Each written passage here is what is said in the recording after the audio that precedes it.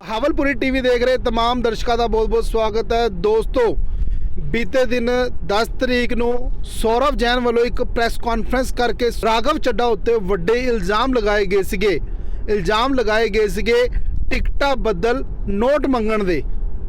ਸੋ ਅੱਜ ਇੱਕ ਵਾਰ ਸੌਰਵ ਜੈਨ ਵੱਲੋਂ ਫਿਰ ਚੰਡੀਗੜ੍ਹ ਦੇ ਵਿੱਚ ਪ੍ਰੈਸ ਕਾਨਫਰੰਸ ਰੱਖੀ ਗਈ ਹੈ। ਕੀ ਨੇ ਸਵਾਲ, आओ गल करते हैं। सौरभ जैन साडे नाल ने। सौरभ जी, बहावलपुरी टीवी तुहाडा बहुत बहुत स्वागत है जी। हाँ, नमस्कार। अज तुसीं एक बार फिर चंडीगढ़ प्रैस क्लब दे विच पहुंचे हो, वड्डे सवाल चक रहे हो, हुण की कहना चाहते हो तुसीं? मैंने 10 जनवरी को पटियाला में और 10 जनवरी की शाम को मीडिया में जब मैंने बोला और रात को मुझे एक सोशल मीडिया पे एक मैसेज मिलता है कि राघव चड्ढा जी ने मुझे लीगल नोटिस भेजा है मानहानि का। और उसके लिए फिर मैंने 11 तारीख में चंडीगढ़ प्रेस कॉन्फ्रेंस की। मैंने एक आवाज़ उठाई थी कि आम आदमी पार्टी जो नियम कानून और उसूलों की बात करती है वो उससे मुकर चुकी है और ये कैंडिडेटों को सिर्फ पैसे में तोड़ के टिकटें देना चाहती हैं। ये इनका जो ड्रामा था वो पब्लिक के सामने आ चुका है। 10 तारीख और 11 तारीख में मैंने 3 करोड़ और 2 करोड़ की जो बात कही थी वो सत्य थी।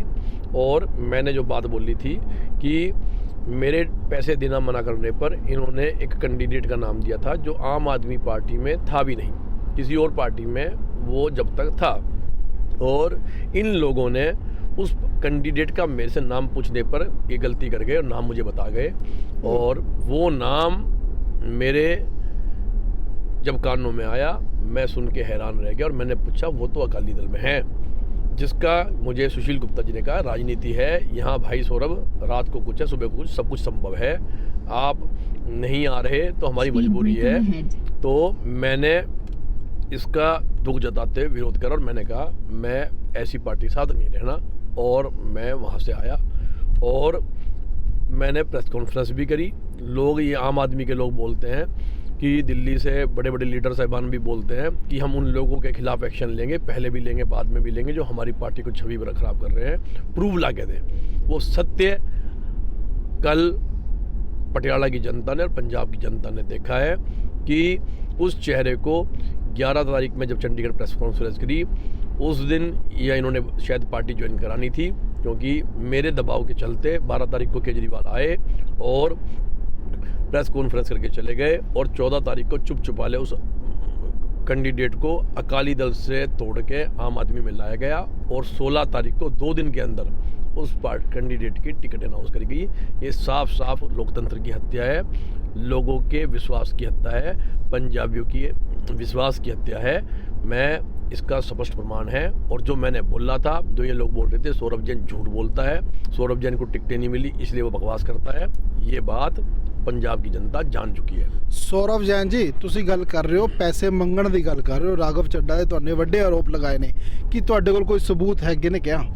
सर, इससे बड़ा सबूत आपको पहले बात तो क्या चाहिए कि पैसे मांगे, नाम लिया, तू नहीं देगा तो टिकट उस बंदे को दे देंगे जो पार्टी में भी नहीं था। मैनू कोई सपने आ रहे सी, मैं कोई भविष्य वक्ता है ਜਿਹੜਾ सच मैं बोला सी वो हुआ। और वो टिकट भी तो डिले ता की गई मेरे प्रेस कॉन्फ्रेंस के दबाव के करके। और इन्होंने कल शाम वो काम करके दिखाया जो हम सोच रहे थे कि शायद दबाव के चलते अब उस बंदे की टिकट कट जाएगी। लेकिन इस तो इलावा सौरभ जी आप गल करन जा रहे हैं, इस तो इलावा तुसी पैसे मंगण की गल कर रहे हो, तुहाडे कोल डायरेक्टर राघव चड्ढा जी ने पेमेंट मंगी या किसने पैसे मंगे तुहाडे कोल? मैंने आपको पहले भी बताया, आज भी बता, वही सच बता रहा हूँ कि 10 तारीख को मुझे VIP फार्म हाउस नाबा रोड बुलाया गया, जहाँ पे सुशील गुप्ता जी मेंबर पार्लियामेंट ने कोठी ली हुई है और वो काफ़ी लंबे समय से रह रहे हैं। मुझे फ़ोन कॉल आई और मैं गया वहाँ पर। मेरे से सुशील गुप्ता जी ने टिकट का हवाला देते हुए कहा कि शायद कांग्रेस से डॉक्टर धर्मवीर गांधी भी इलेक्शन लड़ सकते हैं और मेरी पार्टी हाईकमान से बात होगी। उन्होंने मुझे व्हाट्सएप भी दिखाया कि देखो भाई, मैंने मैसेज आपका भेज दिया है और हमारी तरफ से पक्की है। तो फिर मेरे से इन्होंने बात दिल्ली के राघव चड्ढा से कराई, क्योंकि मेरे मन में डर था, जो पिछली बार भी मेरे साथ ऐसा हुआ, इस बार भी मेरा कहीं बेवकूफ़ ना बनाया जाए। तो राघव चड्ढा से इन्होंने मेरी अपने फ़ोन से बात कराई और राघव चड्ढा ने मुझे पटियाला देहाती की टिकट ना देने का जो दुख जताया और पटियाला शहरी से इलेक्शन लड़ने के लिए उस दिन कहा कि आप लड़ो और सुशील गुप्ता जी बाकी की बात आपसे कर ही रहे हैं। उसके बाद सुशील गुप्ता जी मुझे कहा बात हो ही गई भाई, बाकी भाई जैन हमें थोड़ा सा तेरी सी सपोर्ट चाहिए, पार्टी को पंजाब में इलेक्शन लगने के फ़िलहाल लगभग 25 करोड़ रुपए चाहिए जो कि पार्टी की ज़रूरत है, तू कितने दे सकता है। मैंने इस पे गोल मोल बात करी तो उन्होंने कहा 3 करोड़ रुपए दे दो और पार्टी को ज़रूरत है, जिसकी मैंने असमर्थता जाहिर करी। फिर मेरे से 2 करोड़ मांगते हुए बोले कि ये पैसे भाई तेरे रिफंडेबल हैं, ये बाद में पार्टी तुझे वापस करेगी, ये हमारी ज़बान है, जिसका कि मैंने असमर्थता जाहिर फिर की। और इन्होंने मुझे कहा कि अगर भाई तू इतनी भी मदद पार्टी की नहीं कर सकता फिर मजबूरन पार्टी को टिकट किसी और कैंडिडेट को देनी पड़ेगी, जिसका कि मैंने बड़े उससे उस सवाल पूछा कि वो कैंडिडेट फिर कौन है। मुझे सीगा कि जेडे बाद और कैंडिडेट लाइन में 2-3 हैं जिनका नाम चल रहा है कि शायद वो इतना पैसे से देनी सोच ही नहीं सकती, फिर ये मेरे से इस तरह की बातें क्यों रख रहे हैं। मैं सुन के जवाब हैरान रह गया कि मुझे बोला गया अकाली दल के साबका मेयर अजीतपाल सिंह कोहली कि फिर टिकट हम उनको देंगे। ये सवाल और ये बात सुन के मैं बहुत आहत हुआ और मैंने कहा कि आपकी पार्टी किस तरह का ड्रामा कर रही है, क्या कंडीशन रख रही है, क्या शर्तें रख रही हैं, मैं इसका विरोध करता हूं और मैंने इस पार्टी में नहीं रहना। मैं वहाँ से कह के निकल के आ गया। ਜੈਨ ਸਾਹਿਬ ਇਹ ਸਾਰੀ ਗੱਲਾਂ ਜਿਹੜੀ ਤੁਹਾਡੀ ਹੋਈਆਂ ਕਿ ਇਸ ਦਾ ਤੁਸੀਂ ਠੋਸ ਸਬੂਤ ਤੁਹਾਡੇ ਕੋਲ ਹੈ, ਜੇਕਰ ਹੈ ਤਾਂ ਤੁਸੀਂ ਜਨਤਕ ਕਿਉਂ नहीं कर रहे जी? देखिए, पहला सबूत जिसकी टिकट बोली थी वो टिकट मिल गई।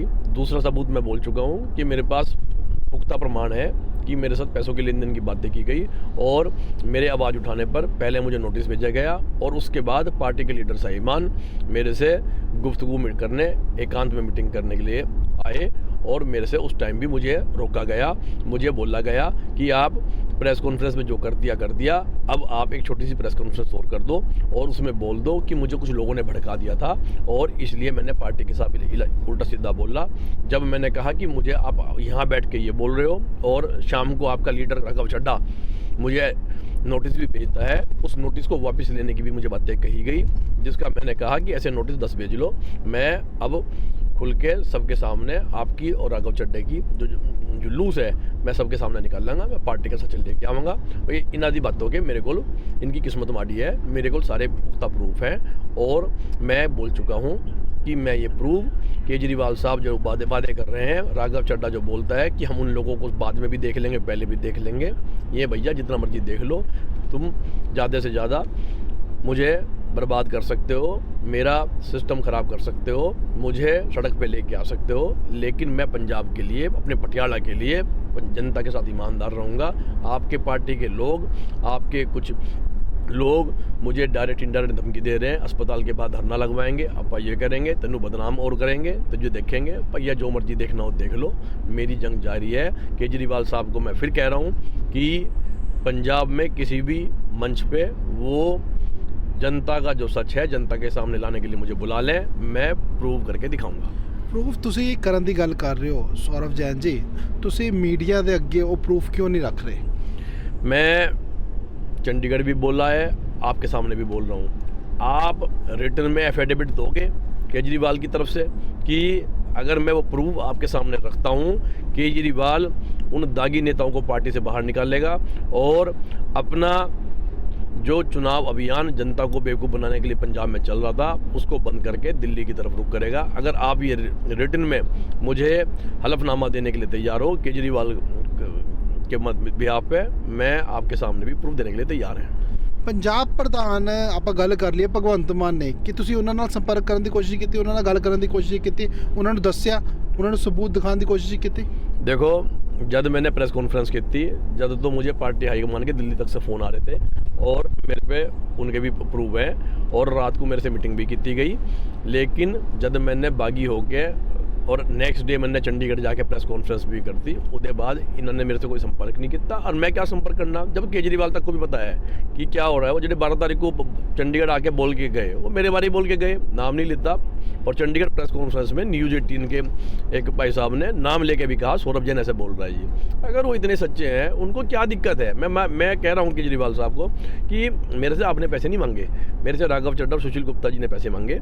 मैं उस चीज़ के लिए अगर आपको प्रूफ देने के लिए भी सामने बोल रहा हूँ, तो आपको किसी भी जगह मुझे बुलाने के लिए क्या दिक्कत है? जब आप मिलना ही नहीं चाहते, आपको मालूम है कि दाल काली है, तो इसमें मैं क्या कर सकता हूँ जी। ਜੇਕਰ ਅਰਵਿੰਦ ਕੇਜਰੀਵਾਲ ਤੁਹਾਨੂੰ ਨਹੀਂ ਮਿਲਦੇ, ਕੀ ਤੁਸੀਂ ਕੋਰਟ ਦਾ ਰੁਖ ਅਪਣਾਓਗੇ ਜਾਂ ਕੀ ਕਰੋਗੇ ਫਿਰ ਆਉਣ ਵਾਲੇ ਟਾਈਮ ਦੇ ਵਿੱਚ?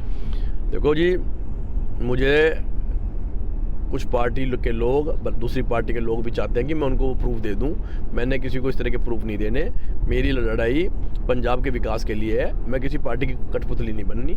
बाकी मुझे कुछ लोग और भी मिले हैं जो मुझे गाइड कर रहे हैं कि इसकी कंप्लेंट अगर केजरीवाल आपकी नहीं सुनवाई कर रहा, आप पंजाब के भविष्य के लिए, विकास के लिए, भले के लिए, जनता के विश्वास के लिए इसकी कंप्लेंट इलेक्शन कमीशन में कर दो। तो मुझे अगर ऐसा कदम उठाना पड़ा तो मैं उठाऊँगा। ਨਹੀਂ, ਆਪਾਂ ਗੱਲ ਕਰ ਲੈਂਦੇ ਆ। ਇਲੈਕਸ਼ਨ ਕਮਿਸ਼ਨ ਦੀ ਇੱਕ ਸਾਈਡ ਹੈ, ਤੁਸੀਂ ਉਸ ਤੇ ਕੰਪਲੇਂਟ ਕੀਤੀ ਜਾਂ ਫਿਰ ਵਿਚਾਰ ਕੀਤਾ ਹਜੇ ਤੱਕ?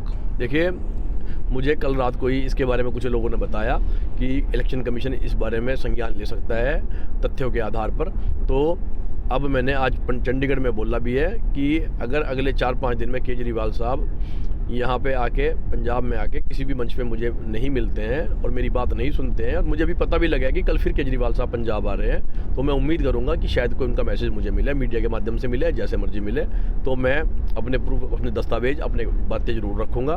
अगर वो नहीं मिलते तो फिर मुझे इलेक्शन कमीशन जाना पड़ेगा, तो मैं जाऊँगा। ਅਗਲਾ ਹੁਣ ਤੁਹਾਡਾ ਹੁਣ ਇਲੈਕਸ਼ਨ ਦਾ ਦੌਰ ਚੱਲ ਰਿਹਾ ਇਸ ਟਾਈਮ, ਤੁਸੀਂ ਫਿਰ ਆਜ਼ਾਦ ਖੜ ਰਹੇ ਹੋ ਜਾਂ ਅੱਗੇ ਦਾ ਕੀ ਵਿਚਾਰ ਕੀ ਹੈ ਤੁਹਾਡਾ? देखिए, मेरे आज़ाद लड़ने का इस चीज़ के साथ कोई संबंध नहीं है। बाकी पटियाला की जनता चाहती है कि वो मुझे प्यार करती है, वो विश्वास जता रही है कि सौरभ जैन जैसे कुछ लोग अगर राजनीति में आगे आएंगे तो ज़रूर पटियाले का और प्रदेश का विकास होगा। इसी कड़ी में मैं जनता की बातों का सम्मान करता हूँ और उनके विश्वास पे खरा उतरने के लिए मैं पटियाला अध्यक्ष से चुनाव लड़ूंगा। ਸੌਰਵ ਜੀ, ਆਪਾਂ ਗੱਲ ਕਰ ਲਈ, ਲਗਭਗ ਮੇਰੇ ਖਿਆਲ ਤੇ ਤੁਸੀਂ 20 ਤੋਂ 25 ਦਿਨ ਪਾਰਟੀ ਦੇ ਵਿੱਚ ਰਹੇ ਹੋ, ਹੈ ਨਾ? ਤਾਂ ਤੁਹਾਨੂੰ ਉਸ ਦੌਰਾਨ ਕਦੇ ਐਸੀ ਕੋਈ ਪੈਸੇ ਦੀ ਜਾਂ ਕਿਸੇ ਤਰ੍ਹਾਂ ਦੀ ਕੋਈ ਗੱਲ ਨਹੀਂ ਹੋਈ? ਤੁਹਾਨੂੰ ਇਲਮ ਨਹੀਂ ਲੱਗਿਆ, ਕੋਈ ਪਤਾ ਨਹੀਂ ਲੱਗਿਆ ਕਿ ਅਜਿਹਾ ਮੇਰੇ ਤੋਂ ਟਿਕਟ ਦੇ ਪੈਸੇ ਡਿਮਾਂਡ ਕੀਤੀ ਜਾ ਸਕਦੀ ਹੈ? देखिए, जब 2017 में पार्टी के लिए बोला गया, दुर्गेश पाठक, संजय सिंह जी का नाम लिया गया, अभी भी नाम चल रहा था। लेकिन जब मुझे लगभग 25 से 30 दिन पहले जब आम आदमी पार्टी ज्वाइन कराई गई और राघव चड्ढा ने मुझे पार्टी ज्वाइन करवाई, और मैं उस टाइम पे भी सोच रहा था कि अब ये टिकट देने की बात कर रहे हैं तो शायद कोई ना कोई पार्टी फंडिंग की बात करेंगे, जैसे कि मुझे काफ़ी लंबे समय से कुछ एक एजेंट, कुछ और बातें दिल्ली से मैसेज मिलते रहे। लेकिन मेरे से राघव चड्ढा ने उस दिन दिल्ली में चंडीगढ़ में कोई पैसे नहीं मांगे। मेरे दिमाग में जो पार्टी की छवि थी वो और साफ हो गई कि ईमानदारी की जो बात केजरीवाल साहब करते हैं वो सत्य है, कोई पैसा पूसा इस पार्टी में नहीं जाता। और मैं इसी विश्वास पे पार्टी में ज्वाइन किया और मुझे उम्मीद थी कि बिना पैसे के यहाँ पे टिकटें मिलती हैं। लेकिन इसका खून पहले मेरी टिकट काट के किया गया, लेकिन मैंने सोचा कि ये ईमानदार पार्टी है कि इनकी जो मजबूरी, इन्होंने मुझे बलबीर राजेवाल सिंह जी का नाम लेके बताया कि उनके दबाव के चलते टिकट बलबीर सिंह को देनी पड़ी है। मैं उस बात पे विश्वास कर गया और मैं पार्टी हित में, पटियाला हित में मैं पार्टी के साथ जुड़ा रहा और मैंने पार्टी का कोई विरोध नहीं किया।